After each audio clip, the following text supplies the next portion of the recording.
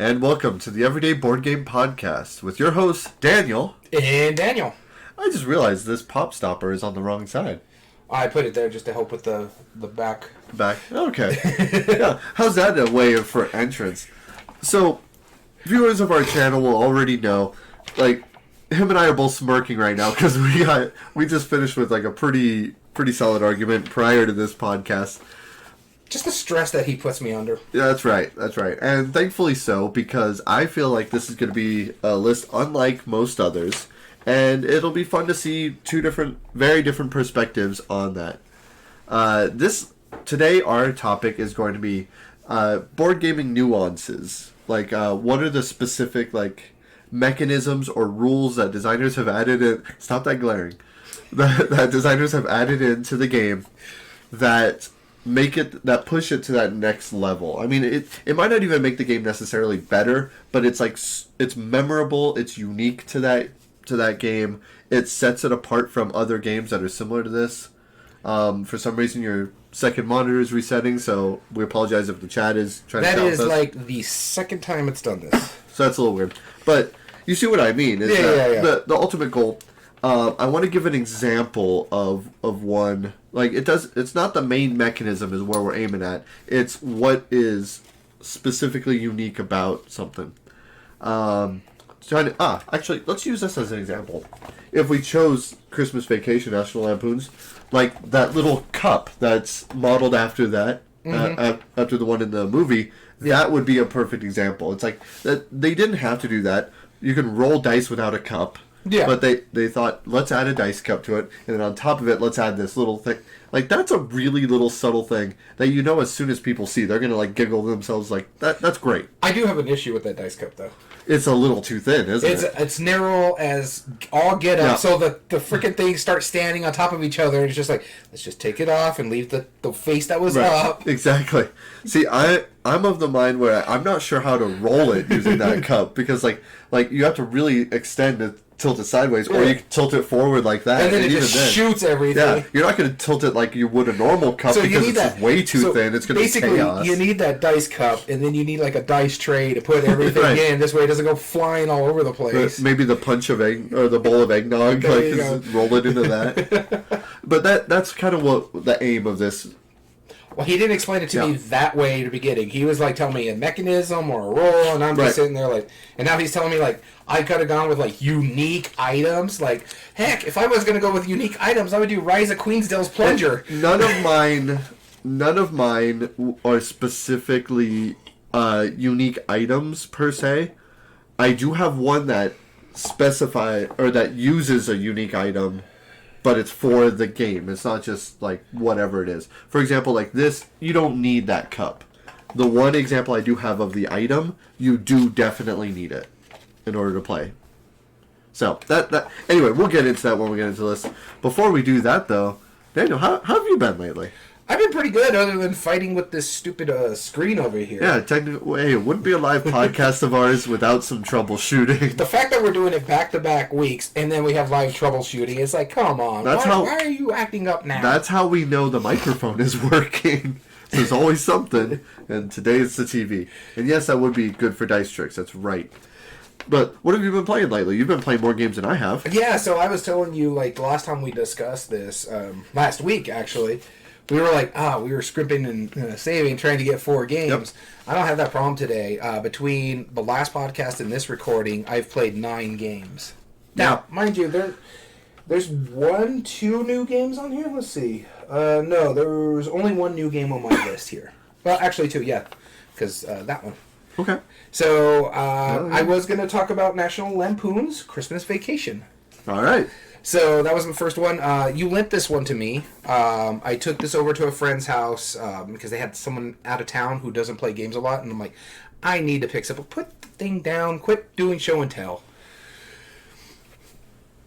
I'm listening. For the viewers. I'm trying to be fan service here. No, you're distracting. Just don't look at the screen. It's fine. Anyways. Nobody else does. Hey, NPC Aaron. Going back to what I was talking about, National Lampoon's Christmas Vacation. We played this with a group, and one of them is not a non-gamer. So we've been... I'm responding to the comment, and I will specify. No, continue, stop it! sorry. You distract me all the time. No, you go first. I'm done. All right. So NPC Aaron, yes, you're absolutely right. I didn't know it was out. In fact, it wasn't even on Board Game Geek or on the Funko website until I had bought it and already brought it home. So I played it first. No, this is a really good pick of yours. I agree. No, I'm in a bad mood now because you keep distracting me and I can't get my thoughts out. I will look this way. You go ahead. No, I'm done. Mention yours, and then I'll go back to mine. All right. Wait, are you saying like me to go back to the first one, or are you going to go back to this one, or your number 2? Because I don't want to take away from National Lampoon's. It's a good game. No, you brought this upon yourself. Do your first one, and I'll read first one. The first one I want to talk about today is a game. It has 18 cards in it, but already has 2 expansions. Just recently came out from Button Shy. It is called Fishing Lessons, and it's about. It's from Scott Holmes. It's a solo game, and the idea is that you are trying to remember one of your relatives. Fishing lessons. He is seriously ADHD today. It's driving me insane. He's only been here for 30 minutes. That's true. Have I even been there that long? Yeah, just about. But no, this fishing lesson game. You're trying to remember the fishing lessons that your grandpa or some relative had taught you over the years, and you're out on a fishing trip by yourself, just trying to catch the best fish. What's cool is that there's 6 characters on 3 cards. There's double-sided. And each of them has like a goal, like some are looking for 3 catfish and 2 trout or something like that. And those have to be the exact ones that are face up. So you're moving around playing you're like pre-programming in these lesson cards. And you're trying to go to the right spot, flip over the right ones, flip down the ones that are not part of it to get the right combination to win. I played it twice. I played it once, 1.5. Second time I had to stop midway because it was at work. And I had work to do apparently. But the first one I beat handily because I was playing one of the easier characters. It's just all the cards had to be face up. Easy peasy, I was able to do that. There's only like 8 cards you have to turn face up. It's pretty easy. But overall, I mean, it wasn't bad for a solo game. I felt like there could have been more, but I also haven't looked at the expansion content yet, which was also sent out. But yeah, overall, pretty good. That is the first pick of mine I was going to talk about. Fishing Lessons by Button Shy Games. Going back to my first pick, because somebody... You know what? Give me that other game over here. No, I wasn't even going to show it off. I brought it to show you, sir. You can't have anything over there. You start fidgeting, so no. So, going back to my first I feel shamed right now. Is National Lampoon's Christmas Vacation. It's a nice little... I guess card shedding push your luck game. I really, really enjoyed this one.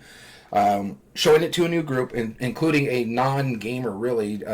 She's only played with our group this is the second time. She actually requested us to go back over to our friend's house to play games because she's not from the area. I think she lives in Austin. And so we showed it off. It went down pretty cool. I like the fact the push your luck aspect where, like, okay, this is the things. You draw your cards. Now you're going to go again, but you got to be careful about those Eddie hats. And you keep doing it, and one of our friends just kept going and going and going, and she only rolled one Eddie hat. Once she got the second one, she basically had like several runs, or like one really long run, 1 through 7, because it had the question mark, the wild in there. But she also wrote a star on that turn, so she took out 2 different runs, a 1 through 5 run and a 1 through 7 run. Wow. So I was like, well, there's half the deck, right? Yeah, and the thing is, that left her with 2 cards left in her deck for her next turn. Yeah. So, and then on that turn, she rolled a star in a Santa hat, so she rolled 2, got rid of 1 card, and got rid of the other run for her turn. It's like, that was amazing, but yeah. But I liked it a lot. It's a simple game. It's quick, easy, fun. It's not hard to teach at all. Right. I did have one issue. The ugly Christmas sweaters, which are fine, but the fact that they're double-sided started messing with my eyes. Like, there's no tomorrow. It's like, oh, okay. Yeah, so other than that, it's great. Yeah. I had a good time with it. Of course, I played yellow, so I had the film roll for my my suit. Oh, I didn't realize that they were different. Like, the back of your cards have different, like, so the film reel is yellow. I think there's one that has, like, the moose cup or something like that on there. Yeah. And the other one has, like, the Christmas tree. But they, like, the back of the ugly sweater is different. That's cool. I didn't realize that. See, you know, one thing I really like about it, and this does something different than a lot of other games, is that it's a press your luck dice game, but the only thing you're rolling the dice for is to draw cards, really. And sometimes you can score extra stuff. That's what makes it different, and I think is unique. Coaster. Yeah, no, I agree with you. Yeah, it's a good choice. I'm glad I picked it up. Now the question is, are you going to eventually pick it up? Yeah, I am probably more than great likely. price point. And in fact, I need more Christmas games. The one I want to get, I didn't realize it was for next year. It's the Elf Creek's reprint of Santa's. Yeah. It's like Santa's Village or something like that, where it's a worker placement. Santa's Workshop. There you go. The only one I have right now is Three Ghosts, which is a trick-taking game up there at the top. So. Okay. Awesome. All right. So the next game I wanted to talk about, I actually played at our local game shop, which is where I demoed the games, and we had a small group, so I was like, all right, I'll actually sit down and play this game with you. So I had not played it in a really long time, and I forgot how dumb I feel while playing it. I ended up winning pretty substantially. No, I was second place by far. There was one person who just like doubled my score, and he had never played it before. Can't be as bad as Endless Winter. No, this is a bingo style game. Is this the new one that came out this year? Nope. Emerson it's SG, or pretty old. It's about 3 or 4 years old. Okay, well I was gonna say, is it the reprint of Ave Caesar? Nope. Okay, then I don't know. This is Tiny Towns. Oh, yes, I do know this. I have not played Tiny suck Towns at in a this while. game. Yeah, I know. You feel so dumb, and that played into the fun of the game because it was me and 2 other players, and one guy came in halfway through and sat down with us, and just the whole time we're like, why'd you pick glass? Oh my god, this won't fit anywhere. Why are you doing this to me? And they were stressing and then laughing immediately after because they're like, this. Why is this game so difficult? It's so simple. This is ridiculous. You feel great playing it. So the idea of Tiny Towns, you have a 4x4 grid. You have 5 different resources. You put them down. If you make a certain pattern that's available to all players, you get to build a building. Each of those buildings score points in different ways or give you abilities. Most points at the end of the game wins. What the trick on that, like bingo, is that if I pick, say, a wood piece, everyone has to place a wood piece. You can put it anywhere you want. But if you cannot make one of the patterns of the buildings, there's 8 or 9 buildings that you have available. If you can't make any of those patterns and you're done, then you're just stuck and you just have to wait till everybody else can efficiently do it. Yeah. Because building buildings lets you build it in one of the spots that it takes up. So if this takes 5 cubes in an area, then you remove all 5 cubes. That's 4 now that are available to you, and 1 the building goes in there permanently for the rest of the game. So you quickly shove yourself into a corner where you have to manipulate around. It's awesome. It's super fun. Makes you feel super dumb, but it's hilarious the whole time. Tiny Towns. That was my next pick. I do like that game a lot. Yeah, I have. It's a Meeple Rainbow, so pride. Yeah. So my next pick here is the first time I have played a non-new Phil Walker Harding game since we played that massive playthrough of all the games that we had. Yeah. Yep. And so this was not new to you. It was not new to me. There's only one more possibly on my list that's not new to me. So you haven't played a Phil Walker Harding game since that game day? I think we played one of the newer ones. I don't know yet. The only one I can think of is Monolith. Is the newest one out, and I haven't played that yet. And the Joey games. Oh yeah, and the Joey game. So yeah, no, I haven't played a Phil Walker Harding game since then. Yep. It's the first time I did it, and it's because again I went to that grouping. See what I mean about him fidgeting all the time? Yep. We went to that grouping, and it was 5 players. I realized I don't have a lot of 5-player games, and so I was like, you know what? Let me grab this one. Well, I was talking to our mutual friend Dom beforehand. And he was like, okay, well, what about It's a Wonderful Life? That can hold 5 people. I'm like, I don't want to teach that to... No. It's a little heavier on the drafting mechanics, but drafting usually tends to go down well. And then it popped in my head. Why not? Go? No. Oh. Planted. Oh, okay. I took this one over. 1, it's really nice. 1, it's not hard to teach. It's actually quite simple, and it's one of my wife's favorite games. So, took it over there, taught it. Everybody loved it, including the new player. 2 to the point where she's like, I may go pick me up a copy of this and play with my mom. And I'm like, yeah, you can. It's not expensive. It's like $35 at Target. Yeah. And it was really good. I had a fun time with it. Though there was one point, and I understand why they do it, but when they switch the draft order, so like first round you go to the left, second round you go to the right. Yeah. Every time that first switch confuses everybody. So I moved my cards to the left, and I went to go pick up my cards on the right, but someone had already picked them up, so I went to move to the left, and I'm like, wait. Where'd they go? Where's everything? It's because people were confused about what cards need to be picked up, and it's just like, Yeah. all right, whoever picked up the cards on the right, and so they put it down on the left. I picked them up, like, wait, this is my old hand. So I put it back down, grabbed the other ones on the right, and I'm like, okay, these are the ones I'm looking for. And I'm like, I want those ones back because there were better cards in that one. But it's a drafting game that's simultaneous play.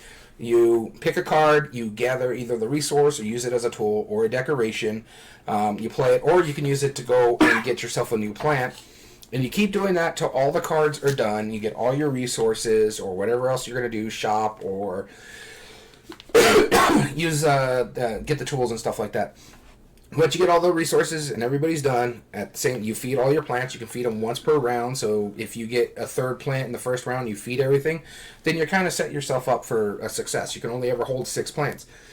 And it's so simple. It's so well done. It's like a next level Sushi Go in a sense. Yeah. I even think it's a little bit more heady than Sushi Go Party, just because the Sushi Go Party. Oh, very much so. Yeah, Sushi Go Party is just different scoring. Yeah, that's all it is. This one, but I think it's still a very welcoming game. It's not super hard. Like if some people who like drafting games but they find Sushi Go too easy, this is your next level because there's this going on, and you're using the cards somewhat in multi-use ways. Some of them are going to score you points at the end of the games. Some of them are going to, give you the resources that you need or help you get more resources if you get a tool. But also, you can use them to go buy plants. And that's the one thing I really like about this one is that whoever is going to go, we were saying, like, let's go shopping for plants. Mm-hmm. So I'm going shopping, and everybody would say that. And then you have to look at the number. Whoever's lowest, I believe, gets the first shop. That's right. And so I like that aspect of it because it's like, it's not turn order because it's such a fast-moving game. So it's nice to be like, this is a 2, you're a 96, and you're a 34. Okay, I'm going to pick my plant first. A new one comes up, and now you guys have to choose. Very easy solution to that problem. Yeah, very easy. Love it a lot. Well done. Buffalo Games. Actually, really good component quality for it, too, for something that's like $35 at Target. Yeah. And honestly, the way Target pushes games out, you can probably catch it on a deal one of these days. And this is one of the few games that put Buffalo Games on the map for me now. Mm-hmm. Is now, I truly believe, I hope they keep this up because... For me, it was Summer Camp. Yeah, so Summer Camp was the one. But then after that, we started looking. We're like, wait a minute, Buffalo actually is not making party games. They're making, like, really interesting and very inexpensive, like Storm Chasers. That was a Buffalo Games, I believe. That one looks pretty cool. That's like $20, and it's great components. Yeah, and now, granted, we're very fanboys. We are fanboys of Phil Walker Harding. But I do think I'm in the minority. Planted is one of my least favorite of his. You're probably in the minority because I've been seeing like. I know I am. Everyone else says like the 2022. Yep, it's up there a lot. Yeah, it's up there, and I don't know what it is. There's something about it that's like, it's okay. I like it doesn't scratch the same itch as a lot of his others. That's I love the drafting in it. I love the components in it. I love the art in it. So I think that's what it is with me. I never liked hand drafting. I'm just not a big fan of that. He always. I'll be talking about that here in a bit. Yeah, I do. Well, the next game I wanted to talk about is we just got a new stock of games in the shop. I showed you a few of them, mm-hmm.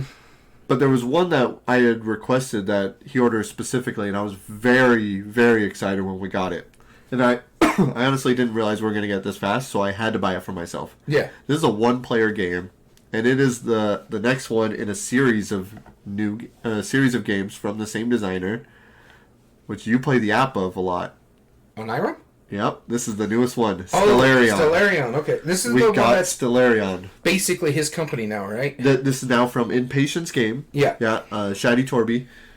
He he designs a whole series of games that are all in the Onirim or Oniverse series. Oniverse, yeah. Yeah, Onirim is the main one. Then there's like Urbion, Stellarion is the newest one. Arion, Tilion, yeah. Castellion, and there's another one that I'm forgetting off the top of my list. But anyway, this is the most recent one. And the base game of it is really simple. You have 64 cards and 8 objective cards. The objective cards have to do with 4 different stellar bodies, like a galaxy, a planet, or whatever. Yeah.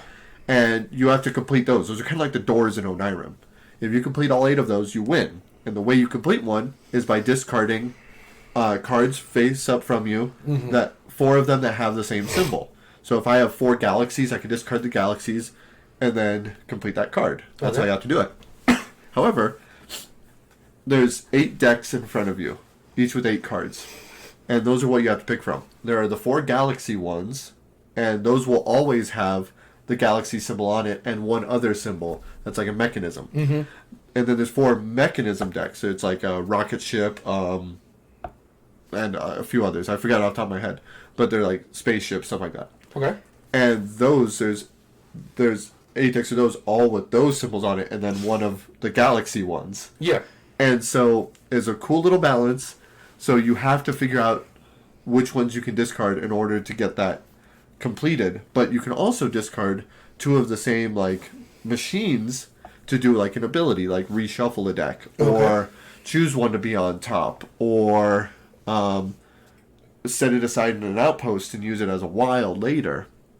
So there's a lot of really cool little nuances. I haven't delved into the expansions yet, but I already really like this, and it's a really simple, easy to bring out. It's simpler than Onirim to bring out and start playing. Yeah.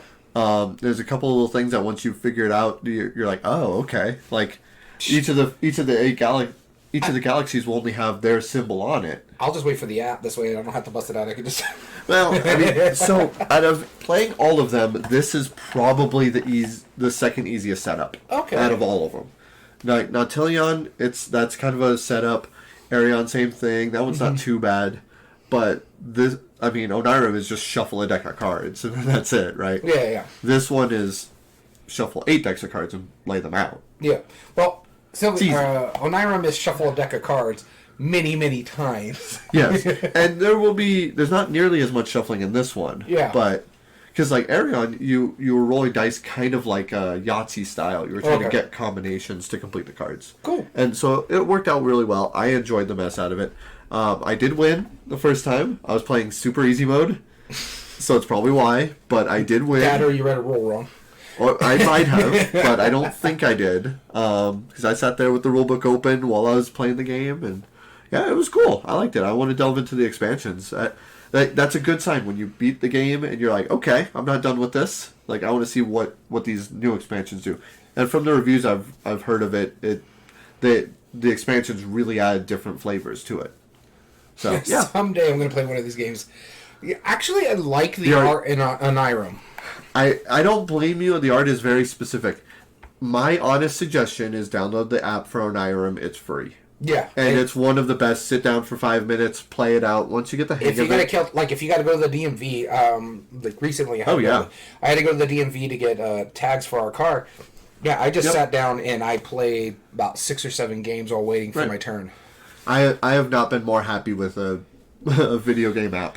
That is my still go-to most played board game app. Yeah, I have to constantly go back and forth and deleting it and reinstalling it because I don't have so much space on my phone, and I tend to play a lot of Ascension on the app, so that's still my go-to app. This and Deep Space D6 are my 2. That's that's Ascension just makes me laugh and giggle because at the one time I made someone rage quit. Well, it happens. They deserved it for playing against you. That's what I'm Well, what was funny is just I had the right combination that made everything go back in the point totals, but I had already built my engine, like all the points go back. And I built my engine, so I'm getting like 20, 30 points per turn. So they got mad or something about it, and I'm like, I'm sorry, you were the one that agreed to play with all the decks. So. Right. Well, it is what it is. Sorry. Still, not my favorite solo game, though, the Onirim series. Final Girl. Now I'm of course, yeah. 1. Final Girl is definitely your number 1. It's not number 1 now. Onirim was sitting at number 1. Yeah. All right, so moving on to my next game. This is an oldie but a goodie, and we actually just recently talked about it about a month ago when we did our Big Box series. Okay. Again, I had to take simple games to show to a person who's not a big gamer like you. You better not have brought Elder Vale. No, I don't even own that one. Oh, Everdell, right? Everdell. No. Elder Vale, yeah. No, I am not crazy enough to teach that to a new gamer. No, that poor Even gamer. though it looks like it's supposed to be for new gamers. Looks like a kid's game. But this one is actually one of your favorite games by Emerson Matsuuchi. And this is Century. Century, yeah, okay. I took the base game, Century, and I personally have the Gollum edition. Gollum. And it went down really well because it's real simple. You either play a card from your hand, you draft a card, a la the small world aspect by putting a gem on it, for you can, if it's further down the roll, and that's one you wouldn't really want, so you put gems on it, grab it. Pick up all your cards that you played in front of you, or claim a golem. It's that real simple. And when you play a card, you can trade too. Yeah.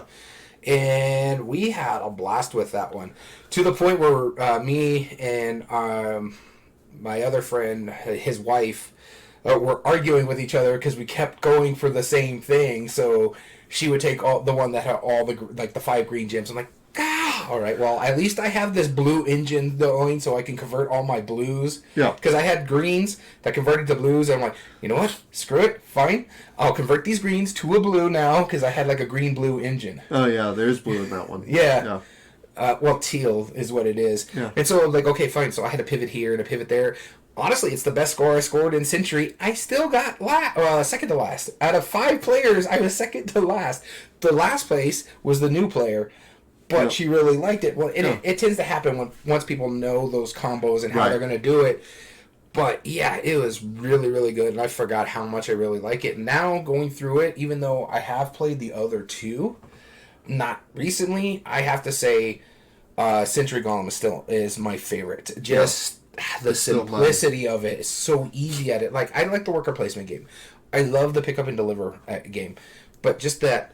Do this, this little engine building thing where it's so simple. You play a card, do what it says. You could either convert, you could trade.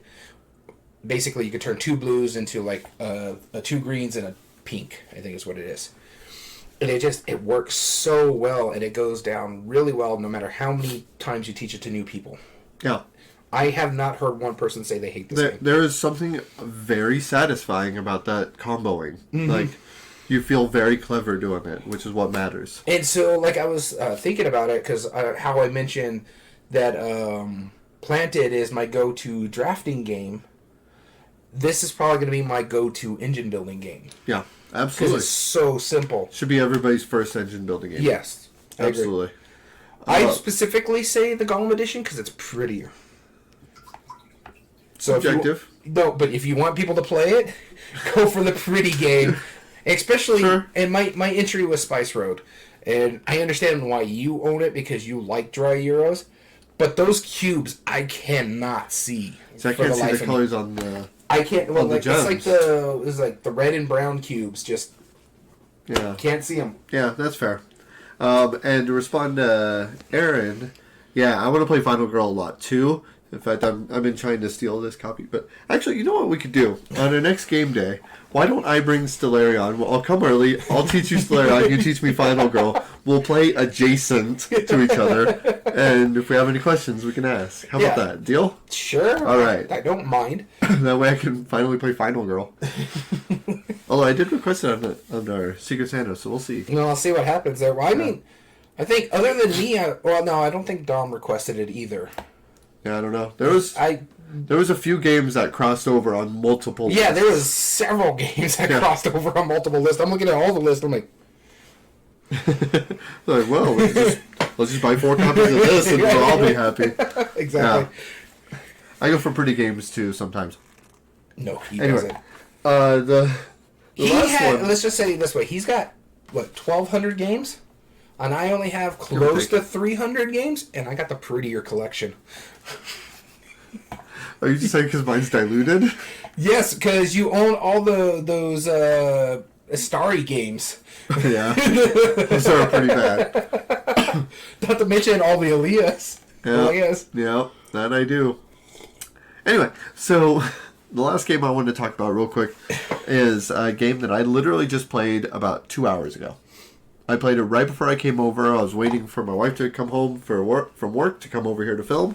And so while I was there, I busted out this game. My son showed up from school and he was like, yeah, let's play one.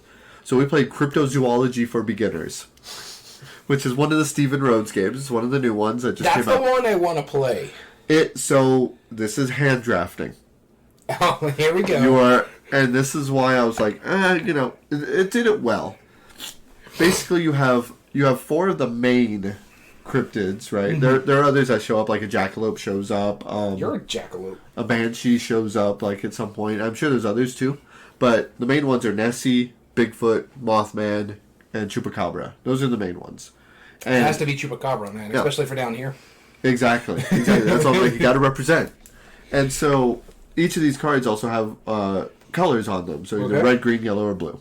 And you are on a school trip, so you have like the start player token is a school bus like being held onto by Bigfoot, and they're all like taking pictures of them, all happy.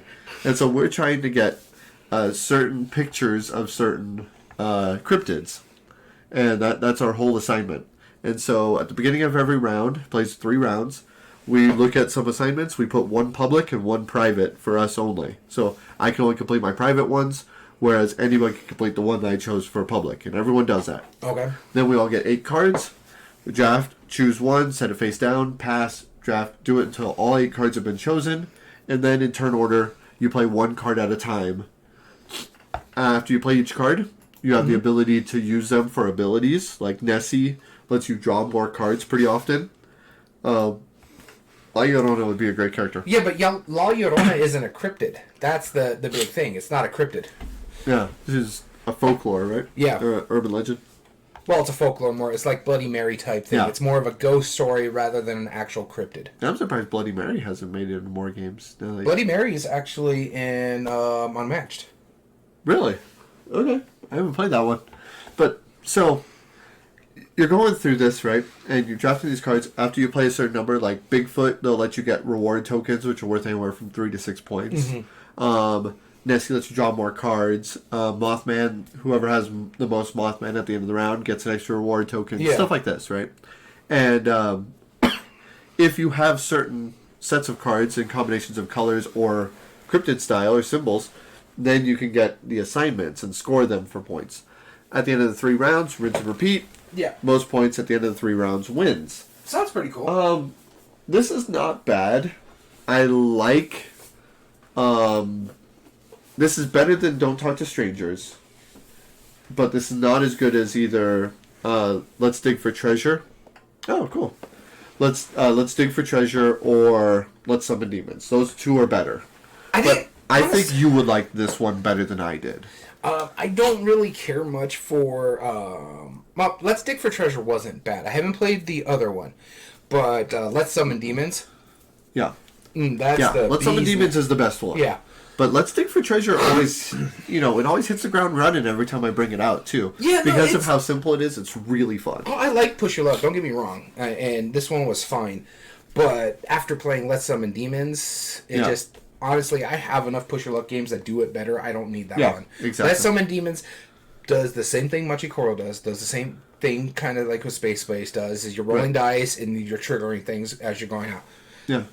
Honestly, I love that mechanism a lot, so I can have plenty of games in that. And you really like hand drafting. Oh, I love hand drafting. So I bet you would probably really dig this one. Well, let's see. I own Sushi Go. I own Blood Rage.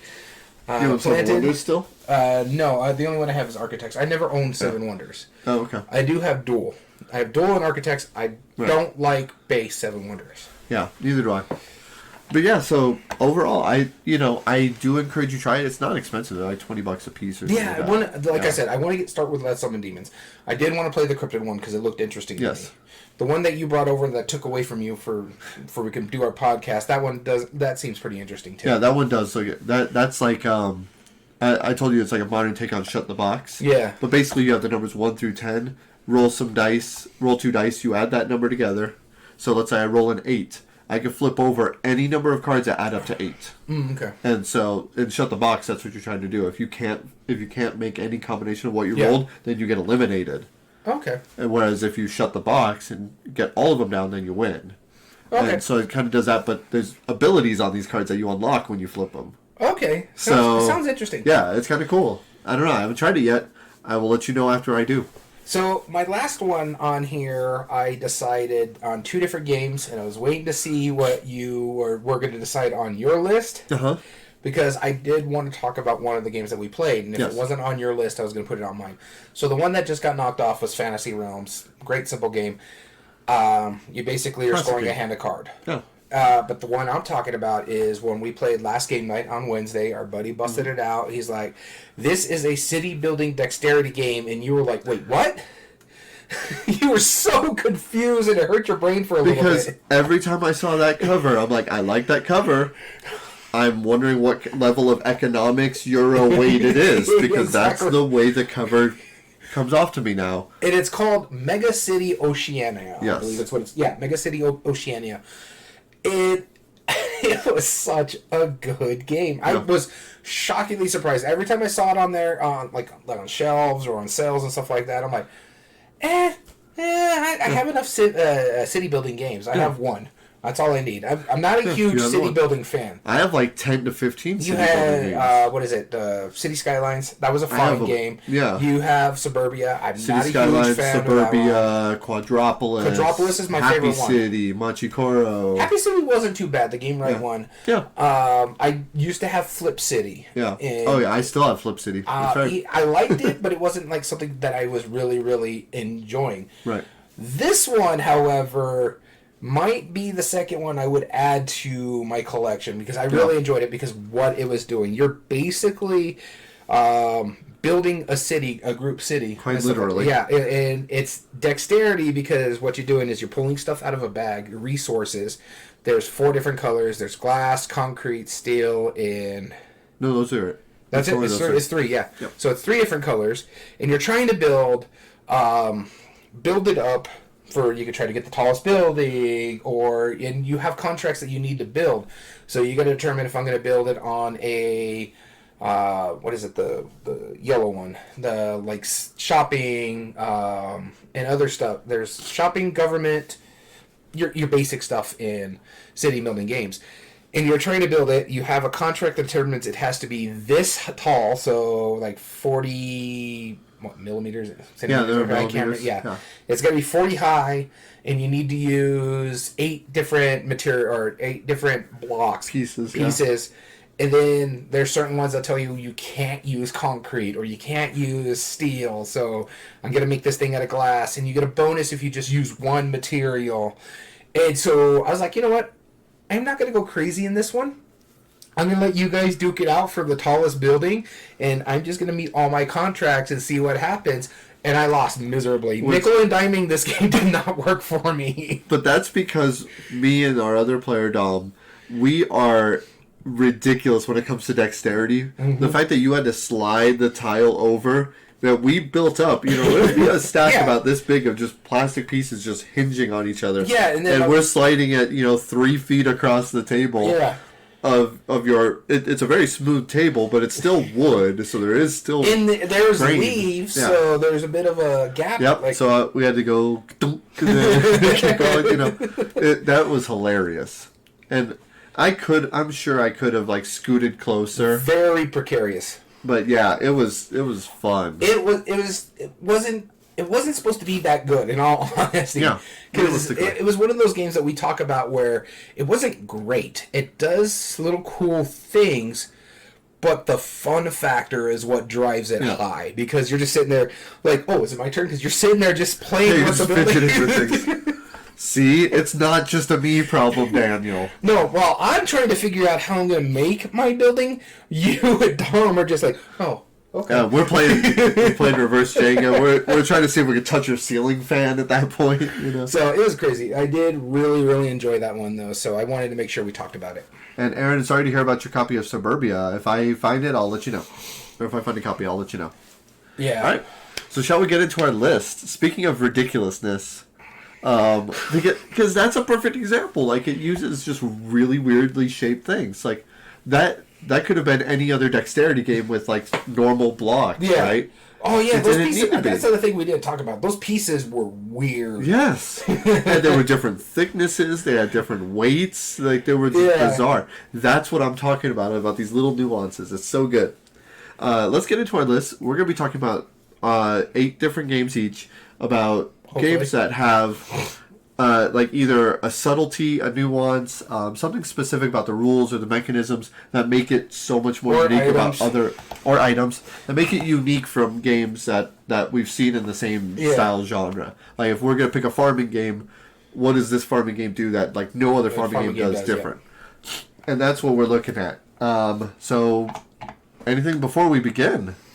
You suck, and this was difficult. This took me all of about 5 minutes. This took me pretty much half of this day. I was halfway done through my list when you confirmed that was the list we were going to do. So I'm sitting here doing all, like, the back editing that I had to do while trying to make this list, and I'm sitting there like, oh my god, this thing is annoying. Yeah, it'll be fine. I'm curious to see which depths of the back of your mind that you were able to pull from for this. All right. So, let us begin. I will be starting. My number 8, the first one I want to talk about, was a very small game that a lot of people, for a while, like, a lot of the reviewers were talking about because it was just overall a unique game. And the main mechanism is what makes it unique, but I want to talk about one subtle part of it and why I like it so much. And that's Wink. Do you remember Wink? I never played Wink, and nor do I want to. Okay, that's fine. I don't want to wink at someone. The idea of Wink is very simple. Every time it's your turn, you're potentially gonna have a secret partner somewhere around the table. Yeah. And you're gonna score points if that partner sends you a signal, or you send somebody a signal that is your secret partner. If you figure that out by the time it's your next turn or their next turn, then you get score points. Mm-hmm. So what it is you have like 36 cards laid out, and they're just numbered 1 through 36. And everyone has a pawn. And you also have a hand of some of those numbers. So I might have number 36. So when it gets to your turn, you're just going to put your pawn on a number. And that's going to signal, oh, that's somebody around here. If you have that number, that's the one I'm going to guess. Because on your next turn, you're going to guess who has that card that you put on. So in this example, let's say you put it on number 36. Mm-hmm. At some point, you then became my secret partner, and you don't know this. Yeah. At some point before your next turn, I have to signal you to let you know that I am your secret partner. Okay. So, obviously, I would want to wink at you, which is the idea, right? Yeah. But at the same time, somebody might have their pawn on, or multiple people might have their pawn. Yeah, you can't. So here's the catch to it. If I at one point look over at Daniel and wink at him, and nobody notices it, good, I'm in the clear. But if someone catches me winking at you, and they're able to call me out successfully on it and say, I saw you wink at Daniel, then they steal the points instead. So that game is already unique, right? Yeah. But the fact that you're doing 3 different things at the same time is what makes it so fun. You're not only trying to wink at somebody who is your secret partner, you're also trying to... what if you was flirting, right? I feel like this game would be a terrible pickup line. Honestly, we're both married. The flirting days are done. Yeah, long over that. But no, not only are you trying to signal somebody that you're their secret partner, you're trying to look to see who's signaling you that they're your secret partner, and you're trying to catch other people winking at anybody else.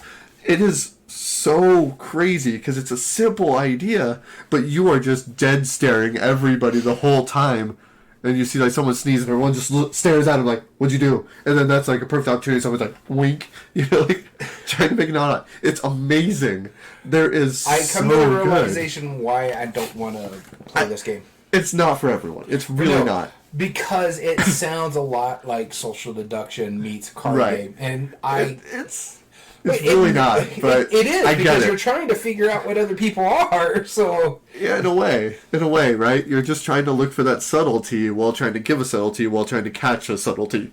It's ridiculous. It's not for everyone, but for me, I love this game. It is so cool with what it does. I forgot to mention this during the what we've been playing. I just want to give a quick shout out to I played Cryptid 5 people. I played 3 people, 4 people, and 5 people. It goes down great no matter what level play you're at. So. Okay. Well, that was my number 8 is Wink. All right, so my number 8 is the game that I basically had to cheat on here and put on the list. It's a thing. It's a game that we played this year, and more games need to put some type of component like this in it. And this is Planet Unknown, and it's Lazy Susan. I love that thing because it just makes it, and the fact that it's integrated into the game too. Right. No, this is 100% what I'm talking about. No, this is not a cheat. That makes absolute sense because it would not.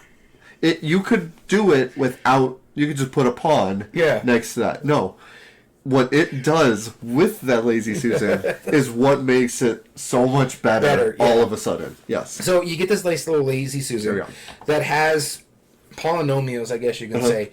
And you have your little, I don't know, pyramid piece, like a little pointer, basically. Mm-hmm. And so you put it in front of you in this section. And so when it's your turn and it's your turn to choose, you rotate the Lazy Susan to the area that you want to pick. So a lot of the stuff are in straight lines. And so by doing that, and I turn it this way, these are the ones I want to pick from. And I think it's like 4 different levels, like the outside shell and the inside shell. So you get to choose like smaller pieces or larger pieces because you're trying to build out on your planet map. Mm-hmm. And so when it's my turn, I get to choose which pieces I get. However, what happens at the beginning of the game, all of us put our pointers out. So whenever I turn it to get to the pieces I want, I screw over the other players at the table because they're forced to go with whatever I left or them. Benefit. Or benefit, yeah. Sometimes it's like, I hate doing this because it's helping you. However, I really need this piece, so I need to go for this, and it gives you the piece that you need. But we screwed up the other guy over here, so that's good. But sometimes it's you're benefiting someone, or you're screwing them over because they'll be like, I don't have places for these. What are you doing? This makes this all cordon off if I have to pick these pieces. It's great. And I love the aspect of this Lazy Susan just because, one, it makes it so easy to set up and tear down because everything's in there. Mind you, if you put the box sideways, everything falls out of the Lazy Susan. Yes. It needs kind of like a lid to go over the top of it. That would benefit from a big box. Yeah, but by and far, this is probably one of my favorite games that we played this year. Didn't make my list last week, but it is such a phenomenal game. It does really well, and I love the Lazy Susan in this thing because it just benefits this game massively. Yeah, no, this is 100% what I was aiming for. So good job, dude. Like up high, yeah. Props. Number 7. Back to you. I'll be starting us off. So the next one I want to talk about is another subtlety. It's a game called Rip Off. And have I told you about? I've told you Rip Off. I played Rip Off. Yeah, you've played Rip Off. No, I know you don't like it. So the idea is you have a paper dollar bill, and you have a bunch of expenses, and so there's just a couple of different cards that come out, and you have to tear off a piece of your dollar bill to cover the expense. And everyone's doing it. They all see which 3 cards are out there. We're all going to be tearing off a piece of the dollar bill, and then we're going to see if it covers up the shapes. Mm-hmm.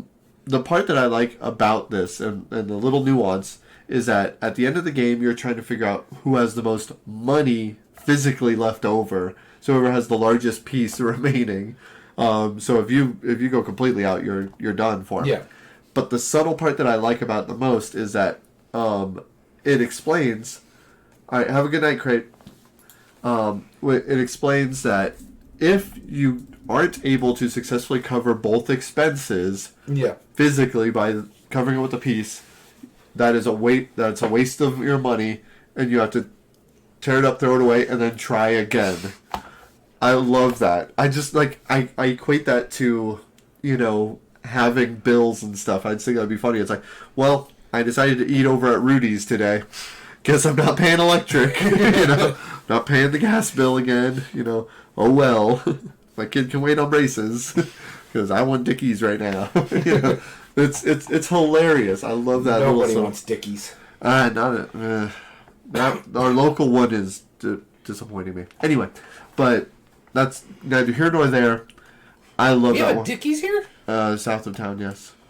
When did they open up? In El Paso. Oh, in El Paso. Yeah. Okay, I was like, yeah, ours shut down a while ago. It's been very sad ever since I've gone a few times trying to give it more and more chances. It's just getting worse and worse. They messed up my order, no joke, like 5 different ways. Oh man, that sucks. Yeah.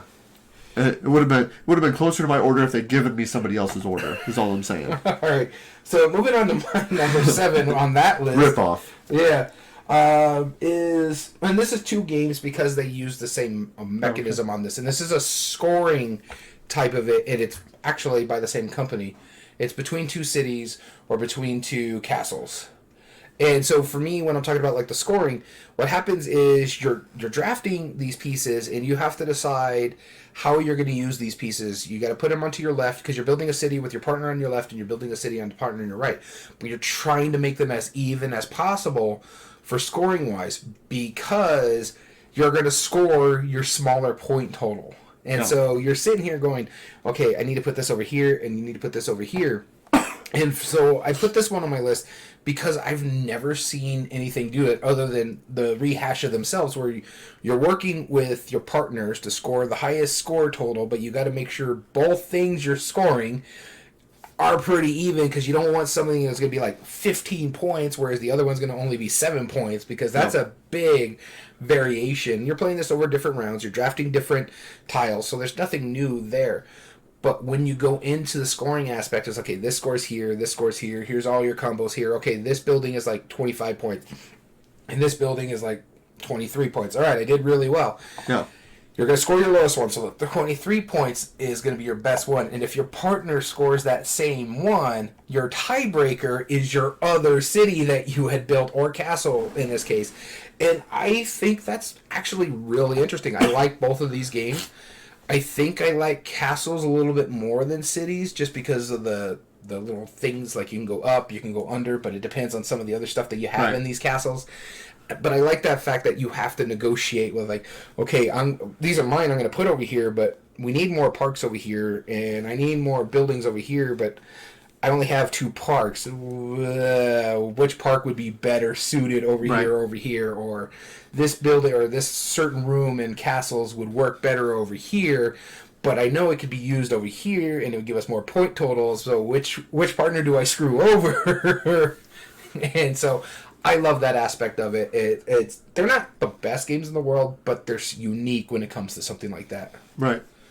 Cool. That's it's a very good pick, because like the between 2 players thing is not unique, right? Yeah. Like, because there's plenty of games that do that, but the scoring, like, it's still a competitive. Yeah. And the way you're scoring, like you're scoring the higher or the other one of the one that wins. Yeah. Like, that's cool. That's what I said. The reason why I put it on this one is because, it's doing stuff that's been done before. Right, but that little nudge. That scoring mechanism where it's like you want to balance both of these, because your lowest one's going to score, and if your partner scores that one as well, then you have to make sure your other one is stronger because of the tiebreaker aspect of it. Exactly. So, 100%. Good job. All right.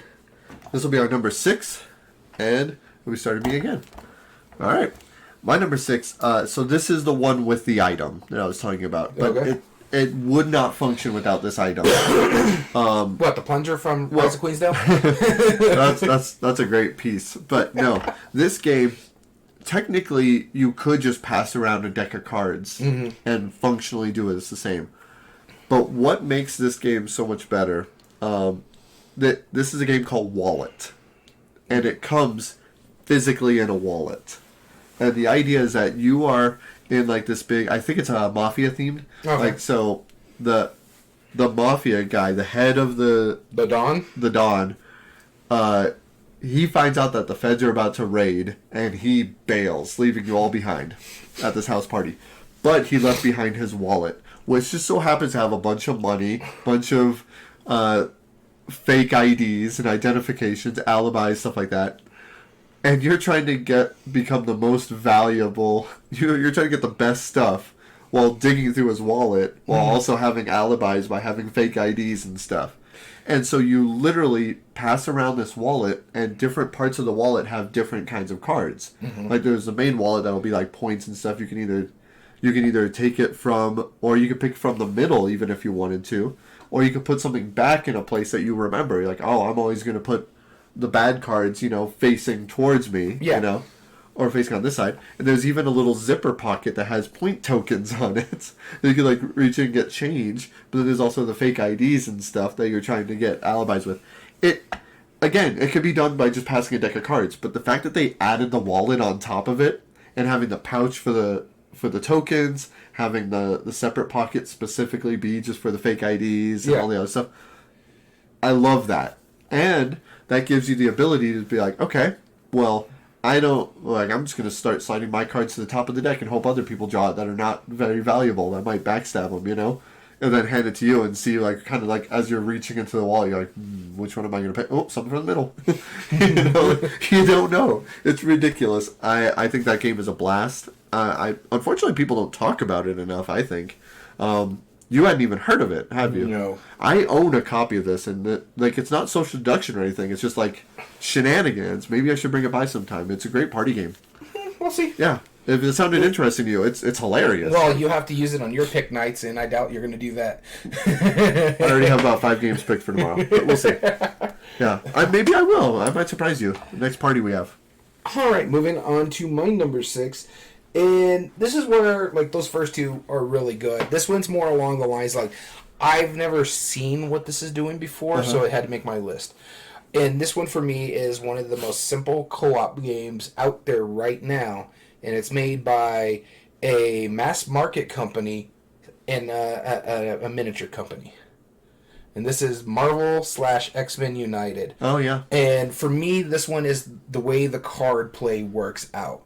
Because you're not only borrowing something else from someone else that played before, you're also playing out your cards that are going to help out people as you go. But if you play so many cards, then the bad guy gets to go out. And they make it look like it's a comic as you're going through. And you're building the comic itself, in a sense, with the fighting and stuff like that. Like, it's not more nuanced than most co-op games, but the fact that, because all you're doing is you're playing a card, you're getting tokens, you're getting resources to help you fight the bad guys, but the way you have to lay things out and the way the bad guys trigger and stuff like that is fascinating to me in how this one plays. And the fact that it's so simple, such an easy game to teach, and has a great license on it, and actually can find it in like Walmart and stuff like that.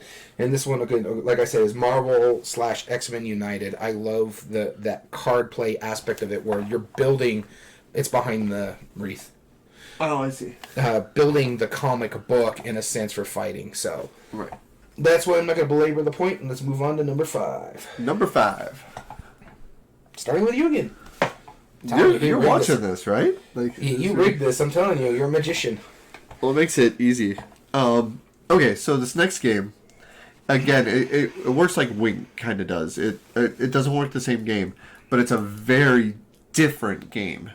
And there's another part that adds another layer of silliness. It's a game called Sprint. And the idea of this game is Tortoise and the Hare is the story of the game. Mm-hmm. And you are cooperatively the tortoise. You are trying to get the tortoise to beat the hare. And the hare, honestly, moves very sporadically. He's absolutely chaotic. Okay. But you're working together to try and beat him in a race. Okay. So you have the board set up, and there's a race. Now, you, as the tortoise, you can move up to 4 spaces on your turn. Okay. The way you choose how many spaces you move is there is a deck of hare movement cards. And there's 32 of those, and you need to know that. Because you flip over another deck, and it might say 16. Right? It'll give you a number somewhere in there. And then in one move with one hand, you have to cut off as close to that many cards from the deck as you can. So I'm trying to get exactly 16 cards, just reaching down and cutting off that many cards from the deck. What makes this different is that if you get exactly 16 cards, then he moves 4 spaces. If you have 15 cards, he's 3 spaces. 14 is 2. But you decrease by one off. But if you go over by one, it's immediately none. Oh, man. It's immediately you don't. Then after you're done doing that, you flip over one of the cards, put it on the bottom so it stays in there, and then that tells you how many spaces the rabbit moves, or the hare moves. Sometimes he'll jump towards a carrot spot, which might actually move him backwards, whichever one's closest. So it's shenanigans on how he moves. He's super sporadic as the story goes. But the fact of cutting off part of the deck and like that's already hilarious. It's a weird little dexterity game. But the fact that you're doing Price is Right style, that's what sets it apart. Is that if you go over even by one, no movement. Sorry. That's too bad for you. So you want to go a little bit fewer, but you don't want to go too few. And see, this is why I was telling you I don't like doing discussion topics like this. This is the second game that you've mentioned that I know nothing about. Right. And that's we need why, to fix this, because that game's hilarious. But this is why it's like, it was easy for you because you played like 3 times the games I've played. Correct. And most of my games fall into suit. Worker placement. That trend will not change throughout the rest of my list. So it might. You've probably played a couple of I'm going to have to start vetoing your ideas. You're like, I got this, I got this, I got this. I got 10 games total. Yeah, I have honorable mentions too. All right, moving into my next game here is another one of the more newer games over here, and it's just because of the main mechanism of this game and how things move around. And this is Arc Nova. And it's the card selection aspect of this game, because when you're wanting to do something, do you kind of wait and push it over the further up and wait to do that action and just kind of build up other places? Or do you just take it now because you really need those resources, but it's sitting at a 3 when it really, really could be good at a 5? And I like that aspect, especially when you start upgrading those action selection cards. So what's going to happen is you have a row of 5 cards, I believe. And 1 through 5, they have their own spots. So maybe you want to get animals, or maybe you want to get something. So if you want the one that's in the 1 to be a better action, you got to start using the ones that are further up. So maybe you start with your 5, which pushes everything up 1. Or maybe you push with your 3, and that moves your 1 to a 2, and so forth. And I love that aspect of that puzzle. It's sitting there like, okay, I really need to do this, but I need it to be better. How can I do it without sacrificing my turn to make my turn as efficient as I can while trying to upgrade this one for it can become more powerful? And so that little aspect and puzzle, I haven't seen that in other games before. You might have, but again, you have like 5,000 games in your knowledge. So, but that aspect of it, this is like one of the first games I thought of when you told me about this list, is like, because I have not seen that action selection. I've seen action selection, but the way they do it and how you can ramp up that power, and then it's like, okay, I really like this power. This is where my engine is going. Maybe I should work to upgrading this power this way. I get better selections on it. Like, I get better animals, or I can get my animals further. But then you got to be careful, because if it gets to the coffee break, then that's when all the scoring goes. So I got to budget how I'm going to do these actions before the coffee break stuff. So yeah, for me, it is a phenomenal game. I love that mechanism in it, and that's Arc Nova. All right. On to our number 4. All right. Now, I haven't seen that mechanism specifically. I've seen it with commodities and like variable pricing and stuff, but not as actions. Not that I can think of off the top of my head. So, despite my vast array of knowledge, as you claim, yeah, I appreciate the compliment. The fact that number 4, and you're starting us off. You get to start one. And this one is a game that I know you haven't played yet. Ooh. As of now, I know you just recently bought it, but you've been wanting to play it. And this is, again, another newer game, but not the newest by this company. This is the second of 3 games from this company. And it's from Unexpected Games. Oh, Voices. Voices in my head. I have not played it yet. I thought about bringing it. What I'm talking about in this one is the nuance of the coin pusher. They made one of those arcade style games where you shove coins and it pushes it off the thing. into a mechanism in this game, and I've never seen this in another game before other than like those arcade games. Basically what's going to happen is you're putting like an area control aspect of this game. You're putting where you're doing, and you got a coin pusher to help you get control of a certain aspect of this character's brain. You're all different emotions or that aspect of it. And so you're using this coin pusher aspect of the game as area control. I thought that blew my mind. I was like, oh, okay. Not to mention the way the prosecutor sets things up, and then how you're trying to get the area control for you to draw more cards for your personal deck, or you're trying to get area control for the ability to change how the jury's going to think, because everybody's different. So like if you're playing the prosecutor, you're just trying to find them guilty.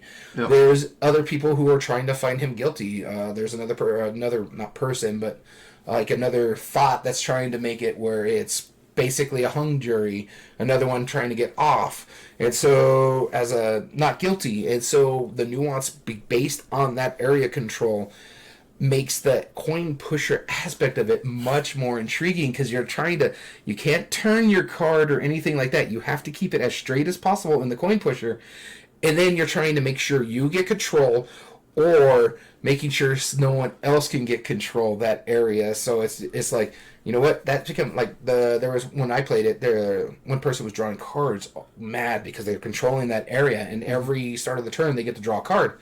So his wife decided, you know what, this is too powerful for you, and made it where it tied so he couldn't draw cards anymore. And then on the next turn, my wife went over there and pushed everybody off with her coin, because there was like two just kind of hitting off there for the area control aspect, which gave her area control, and she started pulling games. And so, yeah, it's interesting at how that one works. And this one was Voices in My Head. Yeah, I do want to try this one. Very much so. So, this next game, I thought briefly about doing a demonstration of what makes it unique, but then I didn't want to get punched today. That's why I was looking over here. I saw the lightsaber. This is Nightmare. And one of my favorite things is during the game, in Nightmare, so Nightmare is a Halloween theme or a horror themed board game. Oh, if you're a fan of the podcast, you know what you've heard him talk about it. But there's a VHS playing, or a video, and this guy is belittling you, and it's a versus game, but you are playing it where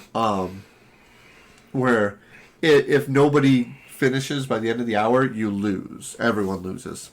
And there's one part where he's talking about how like the demons are coming from their soul and all this stuff, right? Mm-hmm. And there's time cards where you draw the time card, and if the timer hits a certain point in the VHS tape, and the timer of the video that you're watching, then you take an action at that time, regardless of whose turn it is. And this little subtle one, as he's building up to this point, you have to scream.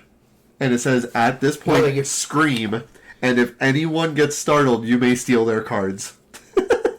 Hilarious. I did that twice. One was to my friend, and one was to my son. And I felt a little bad. No, you didn't. Just slightly right when I did it. Just because my throat hurt, I screamed pretty loud. And it's like, all right, hand me your cards now. And he's like, wait, what? And sure enough, I took his card. I love that. It just adds to the flavor, because, like, you would imagine, yeah, Atmosphere, yeah. Atmosphere has another level on top of it, but yeah, same idea, right? Yeah, if you did that to me, you wouldn't get a startle, you'd get a punch. That's why I did it. Because I thought about, like, it just out of nowhere, it's bah! And then, like, and that's the part of the game that I thought was funny. But I don't want a black eye for work. So, but you broken glasses. Broken glasses, right? Shards of glass in my eyeball.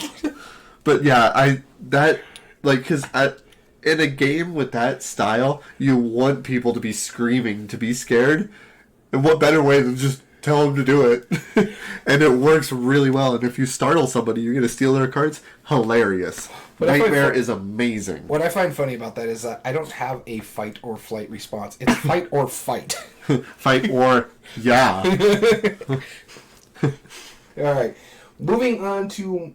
This is me, right? Number 3. Okay, yeah. I started. I'm so confused now. Hey, look, I'm starting again. Moving on to my number 3 is actually a game I have not played, but because of this mechanism, makes me want to play it a lot. And this one is, and it's on my shelf of shame. Can you guess which one it is? Oh, Zolkin. Yep. Zolkin, the Mayan calendar. Yes. The aspect of its worker placement, but you kind of want them to sit on that wheel a little bit longer to get more powerful. I love worker placement for one thing. And the fact that this does something so different for worker placement, especially because you're trying to age the workers to get a lot better. Oh, I want to play this so bad. Yep. This looks so interesting. Now, mind you, it's a bit bland compared to some of the other prettier games I own, but those gears are so nice. And I've seen people like they put like a wash on it or paint it slightly to make it look like the Mayan calendar thing. Oh yeah. Oh, it looks so pretty, but I don't have the talent or the want to do that. So, but I do want to get this played. In fact, next week is my picks. That might be one of the games I choose to play. Yeah. Because that's how much I want to get this to the table and play. Because that like I was saying, that aging aspect of it, but you got to be careful because you don't want to get to the point where you fall off. Don't want to get greedy or something like that. Yeah. And the fact that you got to pay for everything with corn aspect of it. So it's like, okay, if I go here, we got to make sure I got to pay the corn to go here. I got to pay corn to go above someone else for I can get further on the track. It's so many aspects of this game I want to try, but that the way the worker placement is, that's what intrigued me about this one. Yeah. No, that's absolutely cool. Because they could have done it otherwise, right? Yeah, they could have done a basic worker placement. Yeah, just like move all the pieces, right? Easy. Or like, what is it in the Century one, where it's like, okay, you there, now you got to pay 2 workers to go there. Exactly. Very cool. Good pick.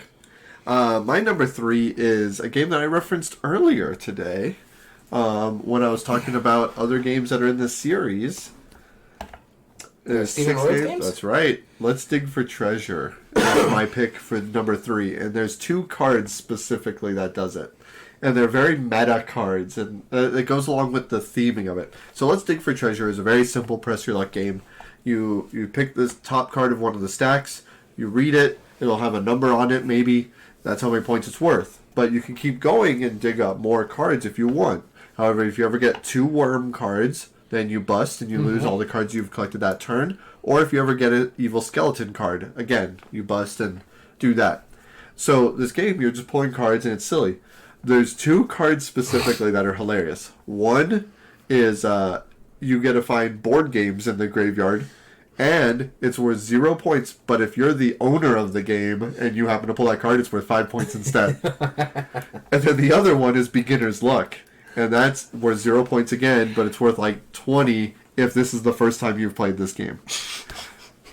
Like, that level of humor just makes it fantastic. That's what what we need in that. I do like these games. Like I said, I've only played 2 of the, 6 now? Yes. You mentioned the third one in the first series. Yes. You didn't care much for. You said right. Yeah. Let's talk to Don't Talk to Strangers. Is it Don't Talk to Strangers? It's the one with the Ouija board, right? No, there's a map, and you're trying to avoid aliens from picking you up. Oh, okay. It's just it's simply just like you move, and if you get far enough away from your starting place, it's worth more points. And then you can potentially get abducted by aliens, but really that's super uncommon. It's not that funny. Like, the cover is the funniest part about it, and you don't feel that playing the game. Honestly, I would like just to get all 6 of these to collect them, because they're not super expensive. I think you can get all 3 for, like, $60. Something like that, yeah. They're like $20 a piece, so... Yeah. No, but I agree with you. Let's Dig for Treasure. Those are pretty cool. Yeah. But Let's Dig for Treasure is my number 3. Alright, moving on to number 2. Number 2. I'll start off with this one. Yep. My number 2 is a farming game from Uwe Rosenberg. Is it the Bean game? No. Oh, Bonanza. It's not Bonanza. I have thought about Bonanza on this list. I was on my honorable mentions because, like, how many different things you have to do that will want you to press your luck even farther for the next round is hilarious. But that's not it. This is Rakeholt. Oh, I was gonna say, is it Rakeholt? I wanted to say like he's something, but I'm like, no, he's not him. Rakeholt. Yeah. And there's one part about it. It's pretty standard worker placement. There's about 40 spots that you can put stuff, get vegetables of different kinds. But he has a scoreboard around it, but it's not really a scoreboard. It's the number of tables of people that are in the city that you're feeding. Mm-hmm. and you're trying to go up this scoreboard by giving them or serving them vegetables. And so the way it works is there's 5 different types of vegetables. The first 5 are there. There's a hierarchy to them. Like, I think tomatoes are like one of the more valuable, whereas like cabbage is less valuable, stuff like that. And anyway, the first set, you have to give them 1 of each. Then the second set is 2 of each, then 3 of each, 4, and then so on and so forth.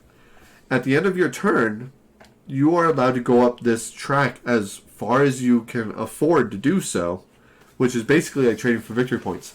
Except one of those tables, you are perfectly allowed to skip, and instead of paying the resources, you receive those resources. Mm-hmm. Meaning that if I'm on the second layer, I could give 2 cabbage, I can give 2 lettuce, I can take tomatoes, and I can give them carrots, and then I'm still like progressing. So I'm earning points, but then choosing one of those to receive the resource instead.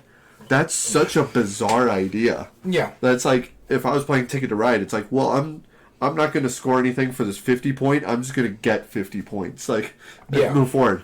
How weird is that? And it's such a bizarre idea, but it works really well in the game. And it lets you plan, because there's often times where there's certain vegetables you just can't get a hold of. Mm-hmm. So that's not a problem at that point. You're like, all right, I got to diversify, but I don't have to that badly. Yeah. And then once I get to that point anyway, I can just skip past the next one because I'm already ahead by 2. Okay. So it's awesome.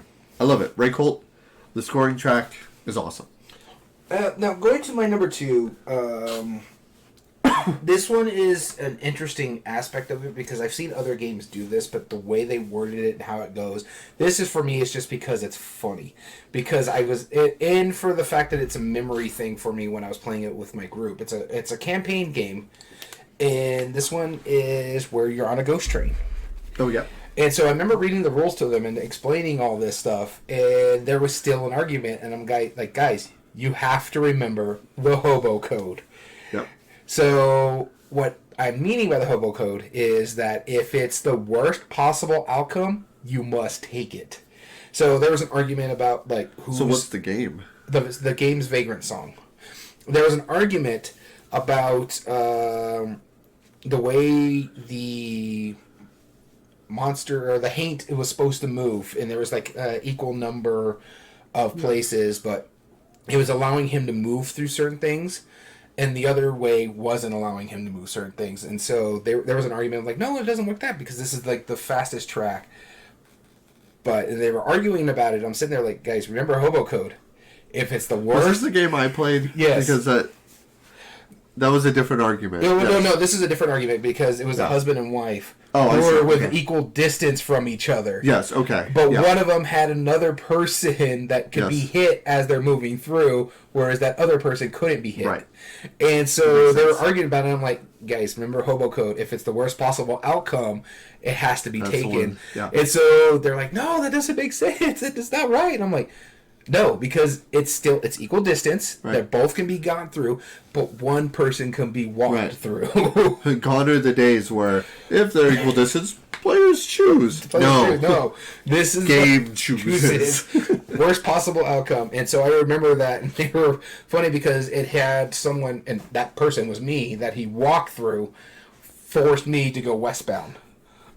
So I went westbound because of that, and it's just like, oh, that was the worst possible situation, but it was also fun because once you go westbound, you get much more powerful powers. Right. You just lose your actual gears and stuff like that. So I love this game. This is one of the first ones I thought about just because I have something to reference because of that hobo code reaction. Yes. Worst possible outcome, you must take it. Yeah, that makes sense.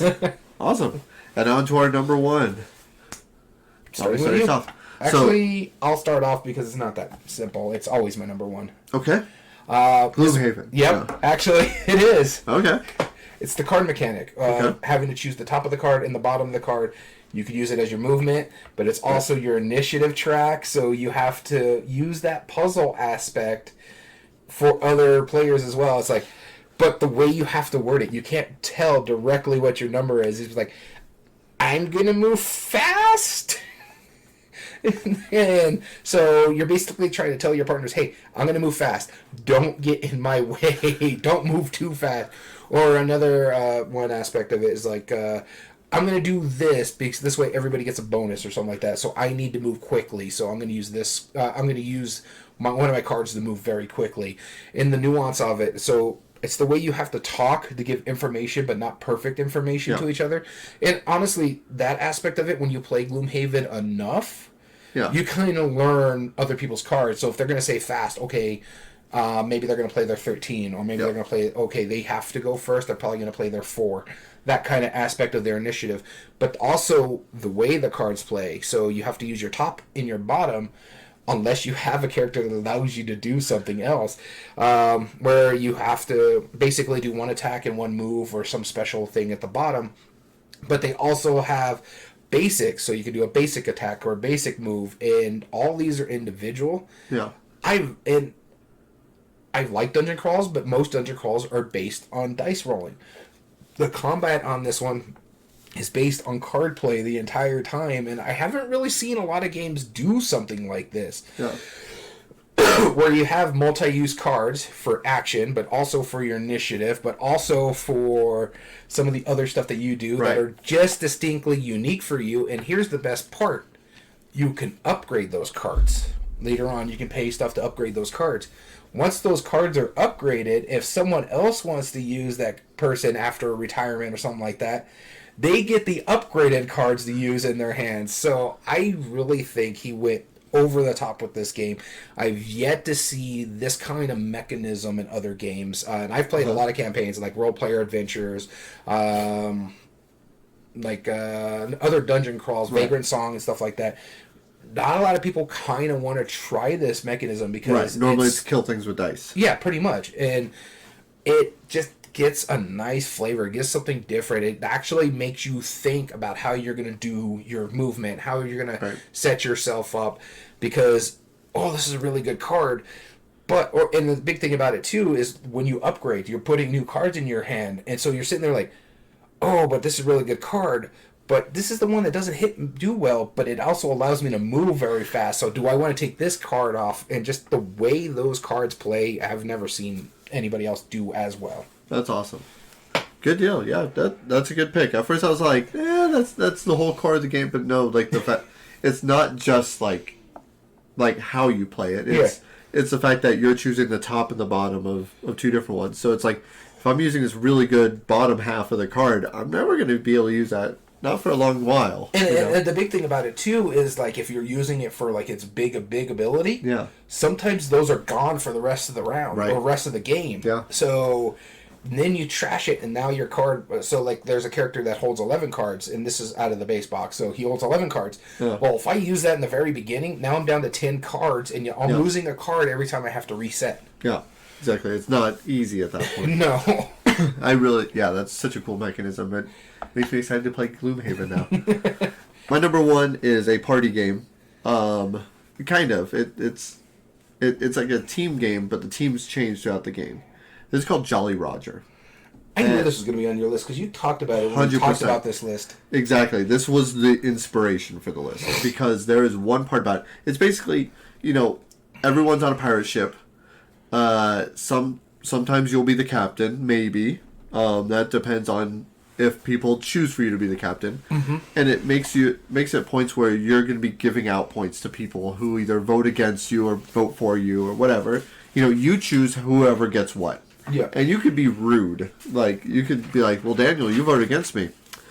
I'm going to let you remember that. And then, give everyone else points and purposely give you wrong stuff. Or you might be stuck with, just not great stuff and have to give out bad stuff and make people question loyalty all of a sudden.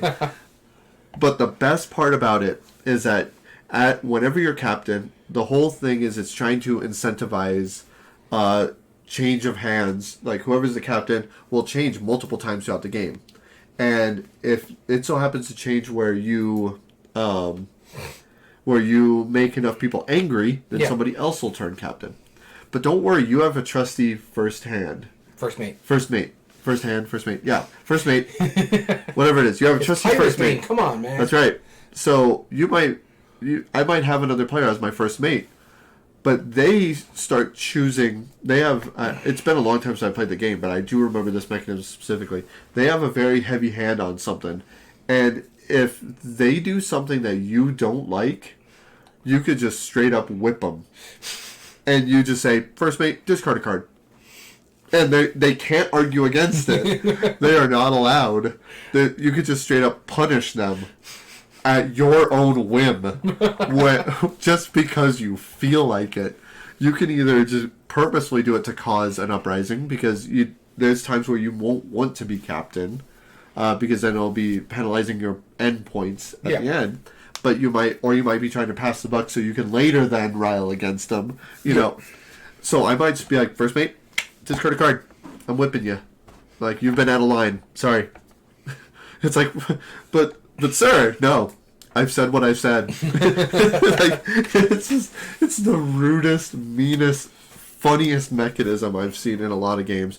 Most games just don't even come close to that. And even like in a party game setting, there's not something that you could just straight up do to punish somebody and have it be thematic and have it be hilarious at the same time. Mm-hmm. That's like us playing, apples to apples, and I'd be like, you know what? Like, I need to find out who played this card so I can make sure you don't get a point. It's like, why? What in the world? Why would you do this? Like, This is hilarious. So, Jolly Roger, my number one. One of the most unique, funniest, interesting mechanisms. So, I do have to mention, I had 2 games on my short list. So, I came up with 10 games. I just had it off to the side over here.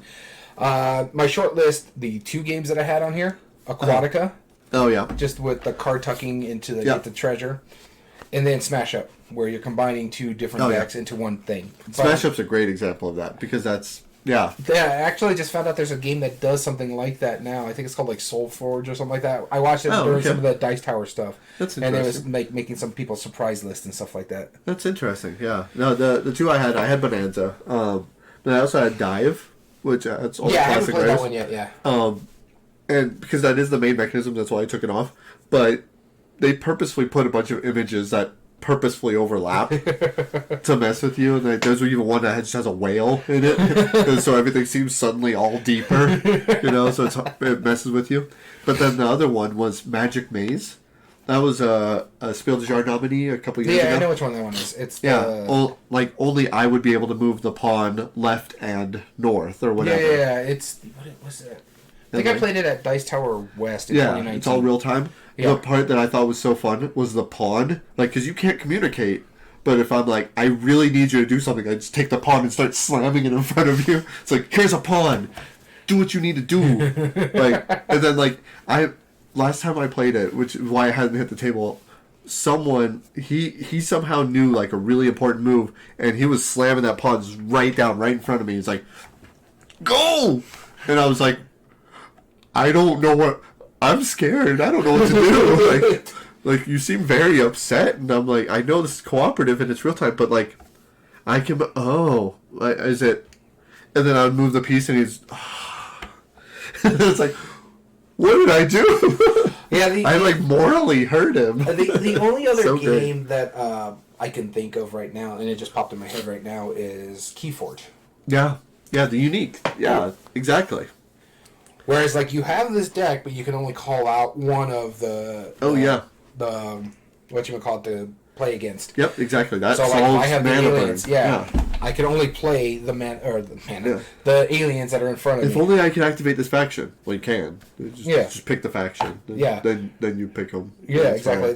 You're not beholden to anything. It's your choice. That's the only other one I could think of. So I thought about 11 games, not minus the Dungeon Pets one you were talking about. And I'm sure after we leave, we brought up Dungeon Pets when if your certain pets get unruly, they happen to escape. But then coincidentally, meat shows up at the food place. Don't worry about it. It's fine. It's just a coincidence. But they went to live on a farm, I'm sure. Hope you guys have enjoyed that list. It was a bizarre list, yes, but I think that was a pretty hilarious list myself. I liked my choices. Yeah, but you also like clowns, so... That's true. So if you ever want to join us on a live chat, like our friends Aaron, Creative Chaos, Ith3, all of us, and anybody else who's joining us in our live chat today, we want to thank you so much for tuning into our live episode. You can do so at twitch.tv/everydayboardgames. As well as you can get watch the video re-uploads on YouTube at Everyday Board Games 2020. If you like what we do there are 3 things you can do to help us grow on the platform. Subscribe if you're not, like the video, and comment down below and tell us your thoughts on the subject. As well as all audio versions can be found on most podcast platforms under Everyday Board Games Podcast. This includes Spotify, Google, Amazon Music, and Podbean. And if you ever want to be a tiebreaker for a future discussion, and I say tiebreaker for a reason, if you like this style of episode, feel free to email us directly at everydayboardgames2020@gmail.com. And there you can also email us to let us know about future topic ideas, whether you do or don't, enter giveaways, or just even to say hi or what your thoughts on the episode if you don't want to do so in a public forum. As well as you can get in contact with us at our official Twitter account at EBG Podcast. We'll see how long that lasts, but for the time being, you can get in contact with us there. All right, we would thank you so much for tuning in. I like how we always have that little in Twitter. Yeah. We should jump to Instagram. I don't do Instagram. I don't either, but I'm about to. Well, it's like Twitter or Meta. Pick your poison there. I uninstalled my Twitter. I hardly use my Twitter. I only use it. I'll tell you the story in a bit, but I uninstalled the only it. reason I use my Twitter is for board gaming deals because I follow. Board game, tabletop bellhop. Tabletop bellhop. I couldn't think of the name for some reason, and also for like my sports news is the best way to get It's a good way to do it's it. baseball off season right now. So, So we want to thank you for listening to Everyday Board Games. As always, I've been your host, Daniel, and I've been your host, Daniel. and thank you for listening. And remember, every day is a good day for board gaming.